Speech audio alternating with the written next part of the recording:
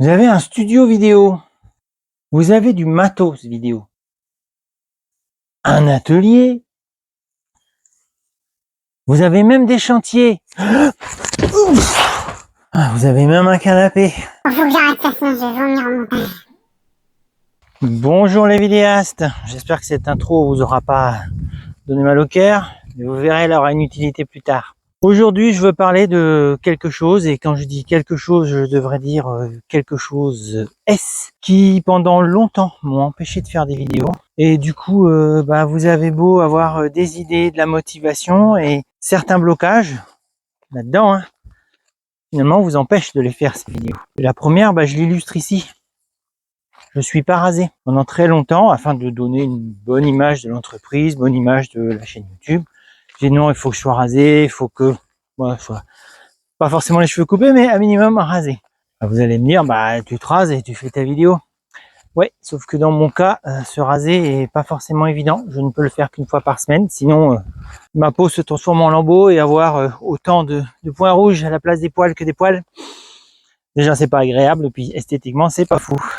Donc, comme je ne peux raser qu'une fois par semaine, il se trouve que, en général, je me rase le vendredi soir pour le week-end. Si je peux pas faire ma vidéo le samedi matin, maxi le dimanche, c'est repoussé d'une semaine. Ou si par exemple je dois partir en déplacement à cheval sur 2 semaines, entre temps je me suis pas rasé, j'ai pas fait ma vidéo, pouf, c'est repoussé de 2 semaines. Et plein de fois comme ça, des vidéos ne se sont pas faites ou se sont faites tardivement à cause de ça. Un des trucs qui m'a bloqué longtemps. Donc là, vous voyez la serre, je vous la montre telle qu'elle est, hein, c'est-à-dire un foutoir monumental. Peut-être enlever les lunettes en intérieur. Un truc qui m'a longtemps bloqué, alors là, la serre n'a pas l'aspect qu'elle avait il y a quelques mois, parce que j'ai déplacé tout cet outillage, qui était à un autre endroit. C'est le bordel. Donc dans l'idée d'être perfectionniste, j'aime pas que en fond, on voit le boxon. Donc des fois, j'avais envie de filmer l'utilisation des machines, des machins. Je dis putain, c'est le bordel derrière, quoi. Et c'est toujours le bordel, hein, de toute façon. Normal, c'est un atelier, quand sa vie, c'est le bordel. Moi ici, la particularité, alors je sais pas si ça se voit, mais j'ai pas grande hauteur de mur pour faire des étagères et ranger, et j'ai beaucoup de choses. Je trie, hein. Donc une des solutions, j'ai commencé à rajouter des étagères, notamment sous ce plan de travail. Après, c'est pareil, il faut avoir le temps. Moi, je suis artisan, c'est vrai que je suis beaucoup en déplacement. Donc quand je suis là, j'ai une idée, j'ai envie de la faire, machin, et tant pis, je range pas. Donc ça, c'est un vrai problème. Mais je suis passé outre. Sur la partie bricolage, c'est là où je fais moins de vidéos, mais je suis passé outre le fait que c'est le bordel en arrière-plan, c'est pas grave, c'est pas ça qui va empêcher de faire les vidéos. Et puis, par rapport au studio, lui, il est toujours à peu près rangé, toujours à peu près pareil. Donc j'ai pas ce problème sur la chaîne où je parle de mon métier. Un autre cas où là c'est extérieur, par contre c'est le climat, la météo. Alors vous allez me dire, t'es en intérieur pour certains tutos. Oui, effectivement, sauf que comme je vous l'ai montré, moi mon studio est dans une serre. Là, le temps est pas super fou, pourtant il fait 35 degrés dans la serre. Donc faire des vidéos, si je peux les faire milieu de matinée, ça le fait. Après, c'est quasiment foutu jusqu'au soir. Et même des fois avec l'inertie thermique.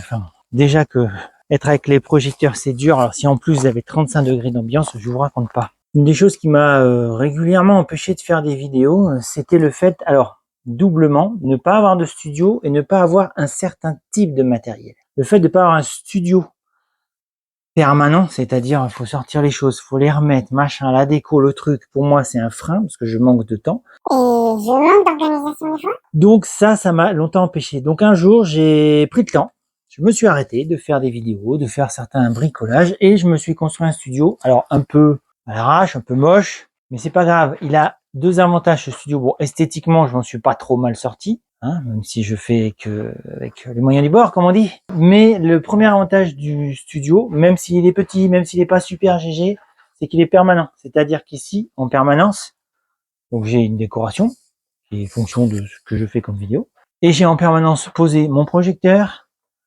mes trépieds, voilà, j'ai sorti le slider, des éclairages, un peu de matériel, et ça c'est permanent, et ça c'est un gain de temps énorme. Et à partir du moment où vous dites c'est bon, l'endroit il est prêt, il me suffit d'y aller, de poser la caméra, parce que là je la laisse pas dans la serre, et je peux filmer. Ça, c'est un gain de temps énorme. Un des autres éléments qui m'empêchait de faire des vidéos par rapport aux notions de studio et par rapport aux notions de matériel, même si le matériel ne fait pas les vidéos, je vais ressortir parce que vraiment, il fait trop chaud dans la serre.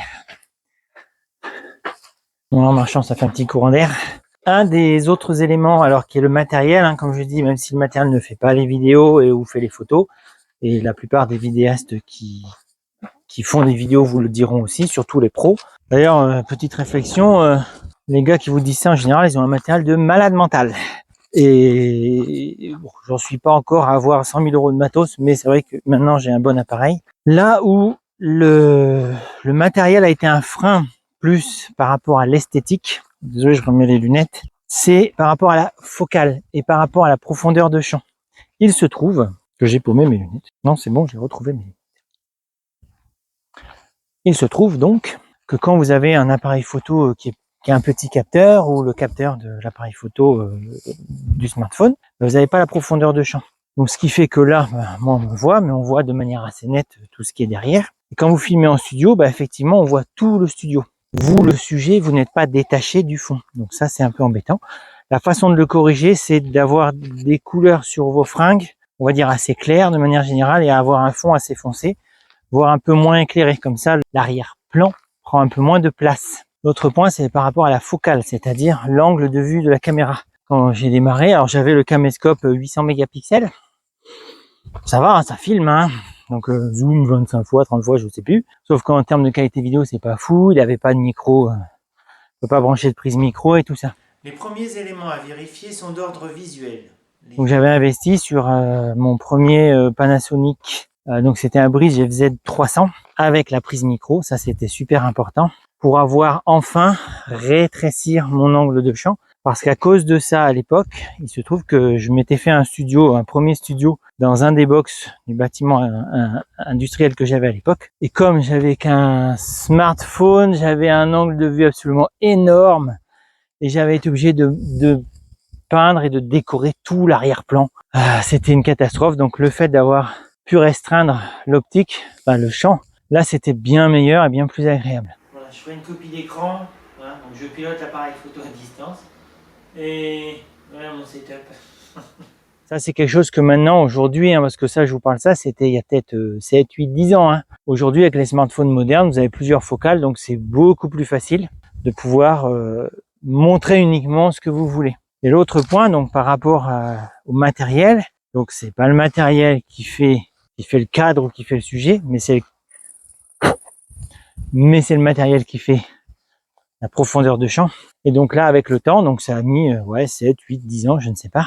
Je suis passé donc du caméscope 800 mégapixels au smartphone, un peu meilleur à l'époque, je sais plus, au Panasonic FZ300, donc qui est un bridge avec un capteur équivalent à ceux des smartphones de l'époque, 10 mégapixels je crois, mais par contre avec une optique relativement grande et avec une ouverture constante de 2.8. Donc là en serrant suffisamment c'était pas mal, mais la montée en ISO était pas folle.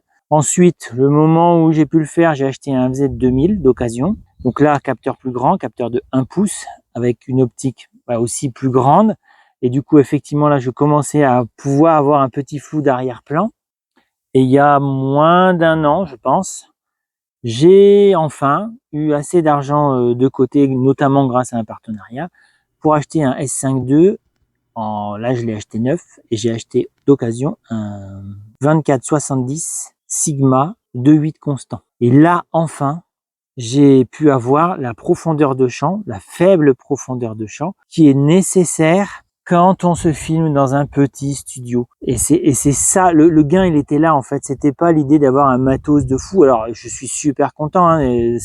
D'ailleurs, ça me permet aussi de faire de la photographie, ce que je faisais pas assez avec les autres appareils. Là, j'ai vraiment envie de faire de la photo parce que il y a du beau résultat. Mais l'objectif principal d'avoir investi sur un capteur plein format et une optique qui ouvre à 2.8 constant, et donc le 24-70, on va dire, c'est la base pour le vidéaste, c'était cette faible profondeur de champ inhérente au fait d'avoir un studio où j'ai peu de recul. J'ai pas à me plaindre, il y a 2 mètres derrière moi.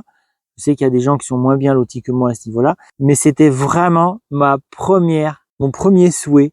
Je sais que ça peut paraître désuet ou idiot, Mais voilà, ma première motivation à investir sur ce matériel-là, c'était ça. Je le redis, comme les autres vidéastes, ce n'est pas le matériel qui va vous donner votre sujet, votre cadrage, votre lumière et tout ça. Par contre, la taille du capteur, ça compte, même si d'autres disent que non, par rapport à la profondeur de champ, par rapport au lieu où vous devez filmer. Ça fait la deuxième fois que je fais cette partie.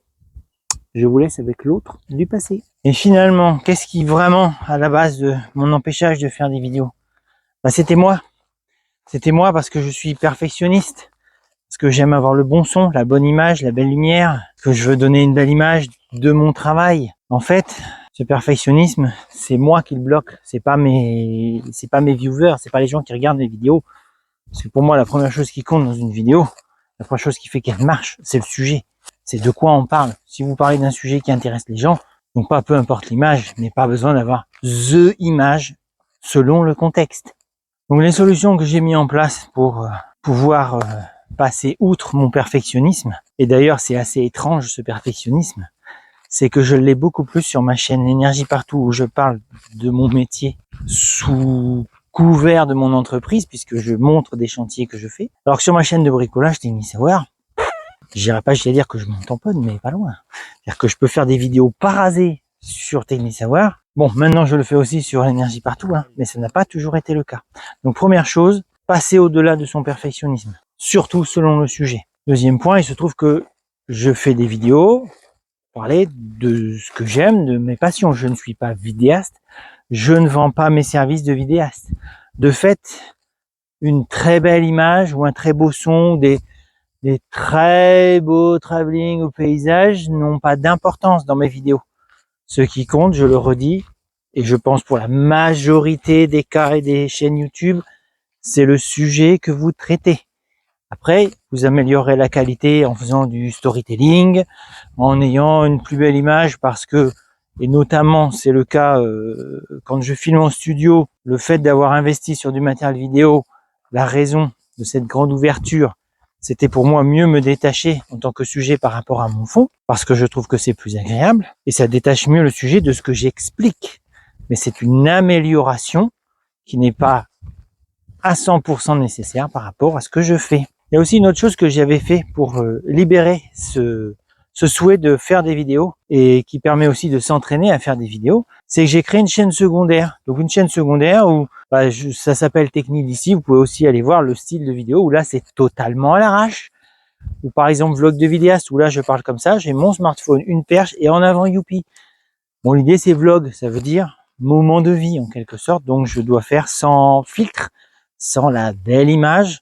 J'ai quand même un bon son, il faut quand même faire attention à cet aspect-là. Donc la chaîne secondaire, ça permet de faire des petites brèves, des petits machins, et dès qu'on a une idée, pouf, on la met, on la filme, on la montre. Il n'y a pas de jugement par rapport à l'esthétique, il n'y a pas de souhait d'avoir une très belle esthétique parce qu'on est vraiment l'idée de la chaîne secondaire. Souvent c'est des vlogs, on se lâche et du coup on se libère sa créativité de le faire comme ça. J'espère que d'avoir évoqué tous ces petits blocages que moi je m'étais mis en interne, ça pourra peut-être vous aussi vous débloquer des trucs, que vous pourrez mettre en place des solutions type chaîne secondaire, type vous dire que finalement par rapport à votre sujet, la super image ou le super son, le super cadre, c'est pas bien grave. Et puis cette intro, c'est aussi le sujet d'une des prochaines vidéos sur vlog de vidéaste.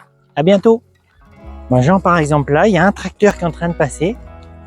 Je vais reprendre parce que j'ai pas envie d'avoir le bruit du tracteur dans mon enregistrement. Parce que je suis perfectionniste.